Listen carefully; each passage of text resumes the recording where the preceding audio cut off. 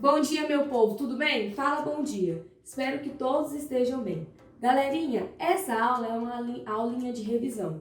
A gente vai revisar o conteúdo de substâncias orgânicas e substâncias inorgânicas. Primeira coisinha, vamos revisar qual que é a diferença de uma substância orgânica para uma inorgânica. Substâncias inorgânicas não vão apresentar o átomo de carbono na sua estrutura. E aí a gente estudou que as substâncias inorgânicas são água e sais minerais, beleza? Já as substâncias orgânicas, elas vão apresentar na sua estrutura o átomo de carbono. A primeira substância orgânica que a gente estudou foi os carboidratos. A gente viu que os carboidratos, eles desempenham tanto função energética como função estrutural no nosso corpo. E como que a gente classifica esses carboidratos? Eu consigo classificar os carboidratos em 3 grandes classes. Eu tenho os monossacarídeos, os oligosacarídeos e os polissacarídeos. Os monossacarídeos vão ser aqueles carboidratos que podem apresentar até 7 átomos de carbono na sua estrutura. E desses monossacarídeos, os 2 mais importantes, mais recorrentes e que mais são cobrados no vestibular são os que apresentam 5 carbonos na sua estrutura, que eu dou o nome de pentose. A pentose ela é um monossacarídeo, ou seja, ela é um carboidrato formado por 5 carbonos. E ela vai desempenhar uma função estrutural. Por quê? Esse açúcar, esse carboidrato, vai participar da estrutura de 2 moléculas de extrema importância para o nosso corpo, que é o DNA e o RNA. Tudo bem? Ok? Agora, um outro monossacarídeo que vocês têm que levar também dentro do coraçãozinho são as hexoses. As hexoses é um monossacarídeo formado por 6 carbonos. E aí a gente vai ver que as hexoses ela vai desempenhar uma função energética dentro do nosso corpo. Professora, quais são as hexoses? Eu tenho a glicose, a frutose e a galactose. Tudo bem? A glicose vai ser o açúcar que eu vou encontrar principalmente em sementes como arroz, farinha, milho, tudo bem? A frutose é o açúcar das frutas. Então, quando, por exemplo, você come uma laranja, quando você come uma melancia, quando você come, por exemplo, uma jabuticaba, todos esses alimentos, eles apresentam o quê? O açúcar frutose. E a galactose vai ser o açúcar do leite e dos seus derivados. Leite, queijo e iogurte. Tudo bem? Dúvidas em monossacarídeos? Ok? A outra classe de carboidratos que a gente estudou são os dos oligosacarídeos. Os oligosacarídeos já são carboidratos maiores. Os oligosacarídeos, eles vão ser carboidratos que vão apresentar mais de 10 carbonos na sua estrutura. Dentro dos oligosacarídeos, a classe mais importante que a gente tem que saber é os disacarídeos. Presta atenção. Os disacarídeos, eles vão ser formados pela junção de 2 monossacarídeos. Então, presta atenção. Os disacarídeos, eles vão ser a junção de 2 monossacarídeos. Mas qual monossacarídeo, professora? As hexoses. Então, um disacarídeo é formado por 2 hexoses. Logo, é um carboidrato maior, beleza? E a gente vai ver que os disacarídeos, ele também vai ser um carboidrato que vai apresentar uma função energética para o nosso corpo. Só que qual que é o problema? Quando você, por exemplo, come lá, bebe o leite. Vamos pegar o exemplo do leite. Quando você bebe o leite, qual que é o açúcar que eu encontro no leite? O açúcar que eu encontro no leite é um disacarídeo. Qual que é o nome desse açúcar? A lactose. Só que a lactose ele é um açúcar muito grande, que o meu corpo e o seu corpo não conseguem absorver esse carboidrato, não consegue absorver esse açúcar. Logo, quando você toma leite, para o nosso corpo conseguir absorver esse açúcar, a lactose, essa lactose ela precisa ser quebrada, beleza? E aí, no processo digestivo, vão ter enzimas que vão quebrar esse açúcar da lactose. E aí, quando esse açúcar é quebrado, essa lactose é transformada em glicose mais galactose. consegue absorver glicose? Consegue, porque é um açúcar menor. O meu corpo e o seu corpo conseguem absorver galactose? Consegue, porque é um açúcar menor. Tudo bem? Então, revisando, volta um pouquinho. Calma, respira. Vamos lá. Os disacarídeos são carboidratos maiores. Todo disacarídeo ele vai ser formado por 2 monossacarídeos. Professora, qual é esse monossacarídeo? As hexoses. Então, um disacarídeo vai ser formado por 2 hexoses. Olha o exemplo, a sacarose. A sacarose é o açúcar das frutas. Toda sacarose ela vai ser formada por uma glicose mais uma frutose. A lactose, açúcar do leite e seus derivados. Toda lactose vai ser formada por glicose mais galactose. E a maltose é o açúcar que eu encontro nos amidos, beleza? Principalmente em sementes. Toda maltose ela vai ser formada por uma glicose mais uma glicose, beleza? Então, os disacarídeos vão ser carboidratos com função energética. E por último, eu tenho os polissacarídeos. Os polissacarídeos são carboidratos que eles podem ter tanto função energética como função estrutural. Professora, polissacarídeo com função energética, eu tenho 2. Eu tenho um amido que é de origem vegetal, beleza? E onde que eu vou encontrar esse amido? Onde esse amido vai ser armazenado? Principalmente em raiz, caule e sementes, beleza? E o glicogênio? O glicogênio, ele é um polissacarídeo com função energética dos animais. Professora, onde o glicogênio é armazenado? O glicogênio ele vai ser armazenado nos animais, principalmente no músculo e no fígado, tudo bem? E eu também tenho polissacarídeos com função estrutural. Os polissacarídeos com função estrutural, eu tenho a celulose. A celulose ela vai ser de origem vegetal. E eu tenho a quitina, que é um polissacarídeo com função estrutural de origem animal. Presta atenção. A quitina ela vai participar da formação do exoesqueleto, principalmente de artrópodes, tudo bem? E a celulose ela vai ser importante para formar a parede celular das células vegetais. Tudo bem, galera? Respira, calma. 10 minutinhos não, muito tempo. 10 segundos para vocês tirarem um print dessa parte, beleza? Dúvidas em carboidratos? Questionamentos? Ameaças? Qualquer coisa manda no grupo do WhatsApp que eu estou à disposição, beleza? Agora vamos aqui, para lipídios. Os lipídios também são substâncias orgânicas. Por quê? Eles são formados por carboidratos, eles apresentam carboidratos na sua estrutura.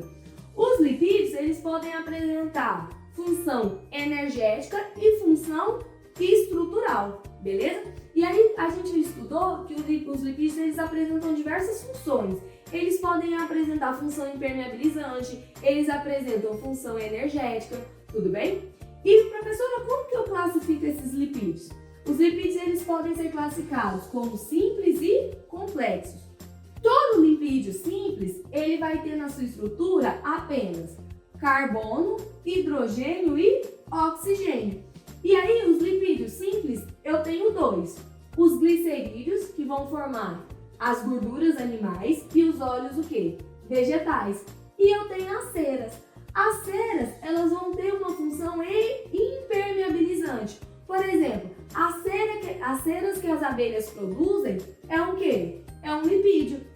A cera que é produzida no nosso ouvido também é o quê? São lipídios que têm função impermeabilizante, ou seja, impede a entrada, a penetração de água nessas estruturas. Tudo bem? Já os lipídios complexos, eles vão ser formados por carbono, hidrogênio, oxigênio, mas eles também vão apresentar nitrogênio, fósforo e enxofre na sua estrutura. Tudo bem? Quais são os lipídios complexos? Eu tenho os esteroides. Os esteroides são lipídios que vão dar origem a hormônios sexuais. Quais são esses hormônios sexuais? No caso dos homens, a testosterona, que é o hormônio sexual masculino. A testosterona vai ser responsável por determinar as características masculinas no corpo do indivíduo, ou seja, crescimento de pelo, desenvolvimento dos órgãos reprodutivos, tudo bem? Engrossamento da voz. E nas mulheres eu tenho a progesterona, que é o hormônio sexual feminino, tudo bem? Eu tenho dentro dos lipídios complexos os terpenos. Os terpenos, ou também chamados de carotenoides, vão ser lipídios, vão ser gorduras que vão ter função, vão desempenhar função de pigmentação. Então a gente fala que eles são pigmentos biológicos, tudo bem? E um dos mais importantes terpenos que nós temos são os carotenoides, beleza? Que vão ser aqueles lipídios que vão ter cor principalmente alaranjada e avermelhada. E por último, dentro dos lipídios complexos, eu tenho os fosfolipídios. Os fosfolipídios, eles vão atuar na composição da membrana plasmática, beleza? Das nossas células. E aí a gente vai ver que o fosfolipídio, ele vai ser formado por duas regiões. Eu tenho a região da cabeça e eu tenho a região da cauda. A região da cabeça, ela é hidrofílica, ou seja, ela interage com água. Já a região da cauda, ela é hidrofóbica, ou seja, ela tem repulsão à água. Guarda essa informação, porque daqui uns dias a gente vai começar a ver membrana plasmática e transporte da membrana plasmática. Isso aqui vai ser de extrema importância. Tudo bem, galera? Dúvidas? Questionamentos? Ameaças? 10 segundos. Tira print da tela pra gente começar a ver proteínas. Tudo bem? Bora, meu povo! Deu os 10 segundinhos. Vamos agora revisar um pouquinho de proteínas. As proteínas são as substâncias orgânicas mais importantes do nosso corpo. Por quê? Ela vai ser uma substância que vai desempenhar diversas funções. Tudo bem? Só que antes a gente ver quais são as funções, a gente precisa lembrar como que uma proteína ela é constituída. Eu sei que a unidade básica de toda e qualquer proteína são os aminoácidos, ou seja, as proteínas elas são formadas por conjuntos de aminoácidos, beleza? Ou seja, para mim ter uma proteína, eu preciso de no mínimo 20 aminoácidos, ou seja, uma proteína ela é formada por 20 aminoácidos, beleza? Professora, mas qual que é a estrutura de um aminoácido? Todo aminoácido ele vai ser formado por um carbono quiral, ou seja, um carbono que tem 4 ligantes diferentes. Presta atenção, todo aminoácido ele vai ter um carbono central, que é um carbono quiral, e um dos ligantes dele vai ser o grupo carboxila. A outra ligação vai ser com um átomo de hidrogênio. A terceira ligação vai se dar com o grupo amina e a quarta ligação desse carbono vai se dar com o radical. Esse radical é a única parte do aminoácido que vai ser diferente, ou seja, o que diferencia um aminoácido do outro é o seu radical, beleza? Volta. Toda e qualquer aminoácido, ele vai ter uma estrutura básica. Todo aminoácido tem um grupo amina, todo aminoácido tem um átomo de hidrogênio ligado ao seu carbono, todo aminoácido tem um grupo carboxila ligado ao carbono e o que diferencia um aminoácido do outro vai ser o seu radical.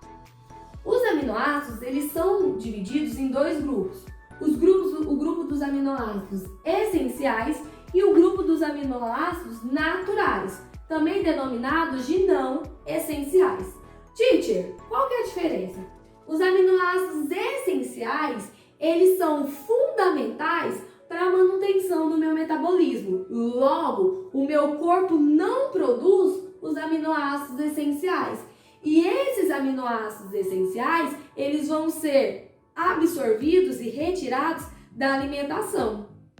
E onde que eu encontro, em quais tipos de alimento eu encontro esses aminoácidos essenciais? Alimentos ricos em proteínas, carne, queijo, ovo e iogurte, tudo bem? Já os aminoácidos naturais, ou também chamados de não essenciais, eles são produzidos pelo meu corpo. O meu e o seu corpo conseguem produzir e metabolizar, beleza? Tudo bem? Dúvidas aqui? Ok. Então eu sei que toda proteína é formada por um conjunto de aminoácidos. Só que as proteínas, elas podem ter diversas estruturas. Eu tenho proteína com estrutura linear, estrutura retilínea. E aí eu vou ver que entre um aminoácido e outro, eles vão ser ligados por ligação peptídica. Então olha aqui, eu representei para vocês 3 aminoácidos. O aminoácido com formato quadrado, triangular e um formatozinho de círculo. Então aqui eu tenho 3 aminoácidos, a junção desses 3 aminoácidos vai dar origem a uma proteína. Só que aí no caso eu preciso de 3 aminoácidos eu formo proteína? Não, eu preciso de no mínimo 20 aminoácidos.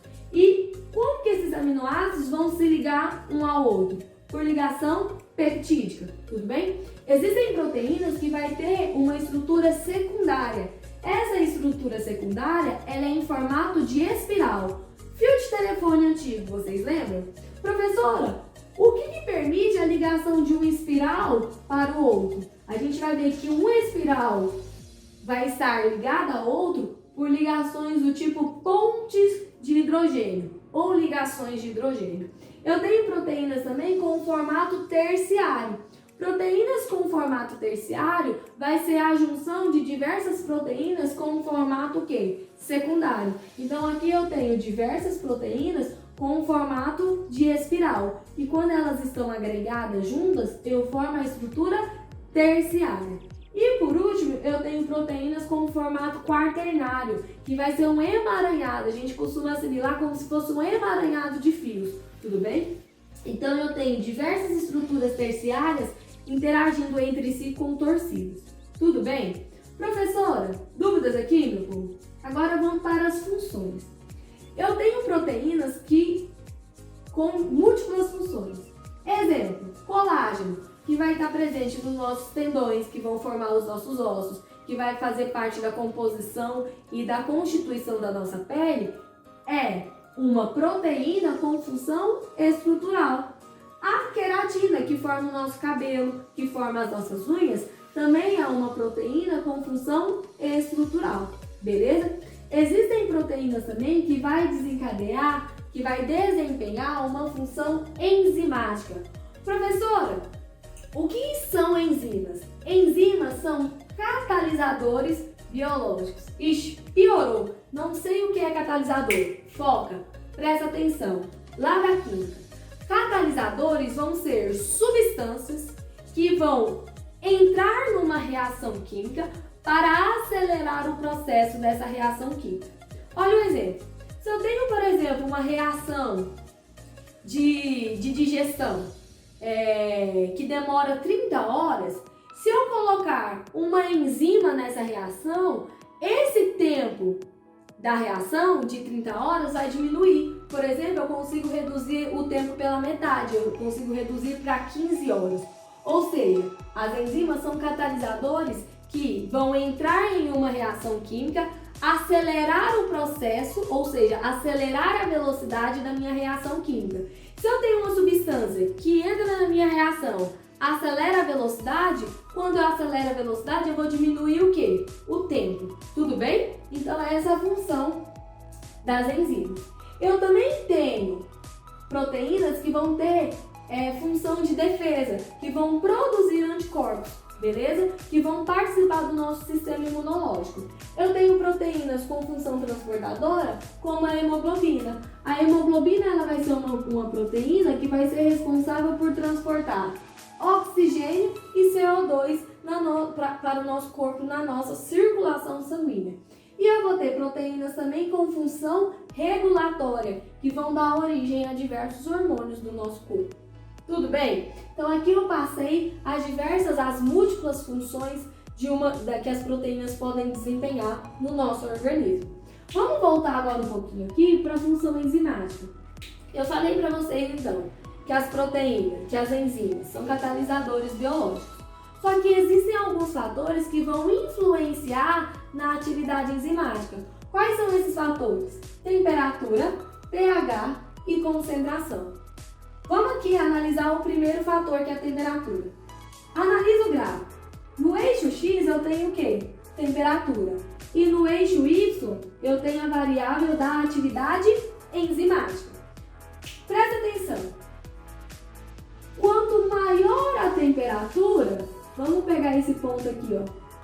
Nesse ponto, quanto maior a temperatura, maior está sendo a minha atividade o quê? Enzimática. Só que isso até um determinado ponto, até a temperatura de 40 graus Celsius. Então presta atenção, toda e qualquer enzima, ela vai ter uma atividade excelente até 40 graus Celsius.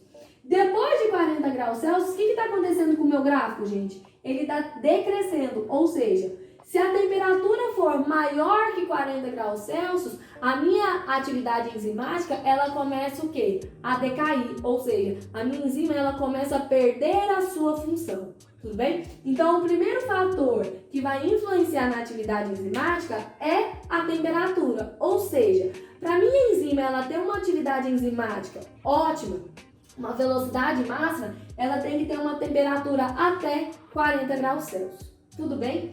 Outro fator que vai interferir na atividade enzimática é o pH. Só que aí, nesse caso, eu tenho que analisar enzima por enzima. Olha o exemplo aqui da enzima petialina.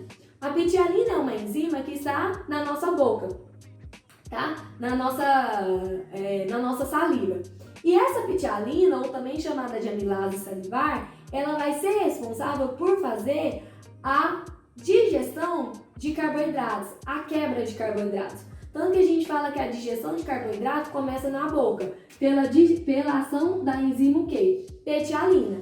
A petialina, para ela ter uma atividade máxima, ou seja, para ela conseguir quebrar totalmente o carboidrato, digerir esse carboidrato na nossa boca, ela precisa agir num pH o quê? 7. Ou seja, o pH ótimo para que essa enzima petialina trabalhe na sua forma mais adequada é o que? É no pH 7, tudo bem? E aí existem outras enzimas, como por exemplo a pepsina, é uma enzima que ela vai ter uma atividade máxima de ação quando ela estiver no pH ácido, no pH 3. Eu tenho a tripsina, que é uma enzima que vai ter uma atividade máxima quando ela estiver no pH o quê? Básico ou alcalino, que é um pH 10. Tudo bem? E por último, é o substrato de concentração.